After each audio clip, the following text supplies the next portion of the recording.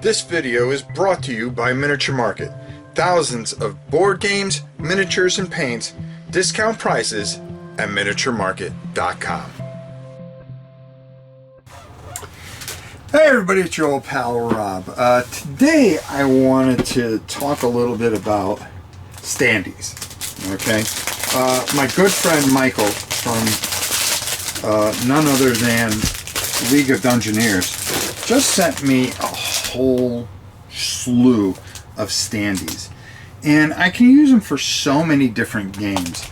And I'm starting to think, are standees better? You know, acrylic standees a lot better than some of these miniatures. You know, where you're going overkill with.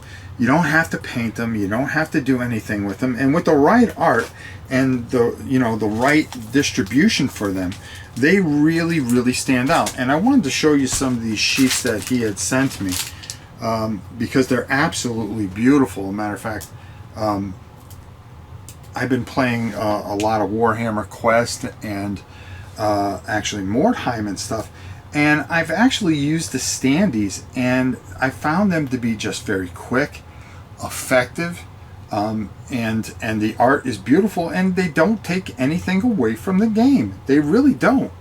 And we're gonna go down the table and we'll come back up. We'll take a look at some of these beautiful standees, and you let me know what you think, because I'm really curious. Would you rather have acrylic standees than miniatures, or are you so hardcore old school that miniatures are the thing and it matters more to you? But let's take a look at some of these beautiful standees. So I wanted to show some of these off. I mean, look at this dragon. This is the back of the dragon, and then you just kind of spin it around. I think if you know, more games seem to be using these acrylic standees, and I really like them. First of all, the art is perfect. Okay, you can stand them up, of course. Okay, and if they have the back facing, it really makes things work. Pericles did this, and I thought it was really inventive. And then, you know, all the different things that you can have.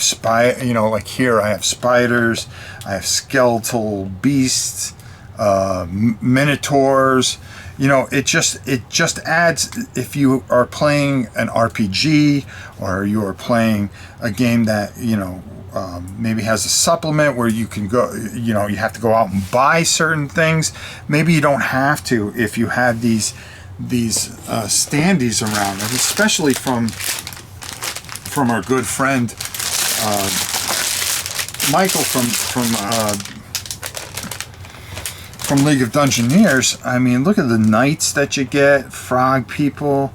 I really like the standee aspect. This beautiful elf here, these knights. You know, there's just no end to what you can do. There's wizards, demons, all kinds of stuff here. Ogres, golems. You know, there's it just sandboxes your entire, just anything that you can ever hope for. Lizard men, snakes, bats. God knows we use a lot of bats, right?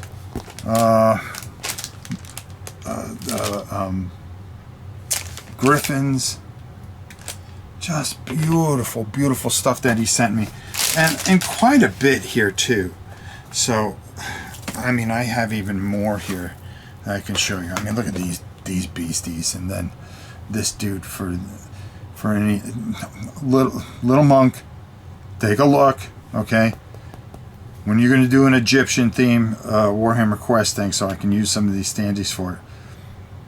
But I really appreciate the quality of the standees, and that's what really kind of, wow, I don't have to paint that. I don't have to paint the giant rat. I can just use this giant rat. You know, an ogre rat here, okay, is perfect for Mordheim, okay, if you wanted to do something that way. Different types of rats here, where you can use them for Mordheim if you wanted to. You know, it's really up to your imagination. Spiders, God knows you need giant spiders for Warhammer Quest or some other games. But I really am appreciating these, and I think they really work. You know, whether you are playing a role-playing game, Dungeons and Dragons and stuff like that, I think the standees are starting to take over for miniatures, and I really like this aspect. And I wanted to show these off because, you know, Michael's always been just so good to the channel, and God bless him for sending these additional standees, which means a lot to me. Again, I think we're hitting a crossroads. We're being cost effective. You know, a lot of us don't have the resources to buy continual paints and brushes and stuff like that. And if you can get yourself some good standees already, you know, painted, you get the same effect playing Dungeons and Dragons or whatever game that you desire to play. I think they really, really work. Let's go up top and get my final thoughts. Now, I'm not saying that we should ever replace miniatures, because they're, you know, I take a look at a game like Primal, you know, which was pretty close to my game of the year this year. And, you know, I when I opened that box, I was just taken back by those miniatures. Of course, it's the daunting task of painting them and getting them ready and so forth and so on. But, you know, once they're done, they're always done. Standees, I really like this. It's a quick fix for people that don't paint and people that don't have time to paint, and that they can get their game and get their immersion into the game very quickly. And I really like this aspect of the hobby that seems to be taking this turn. Let's give them beautifully painted standees. Okay, not little, you know, little cardboard things, but these nice acrylic standees.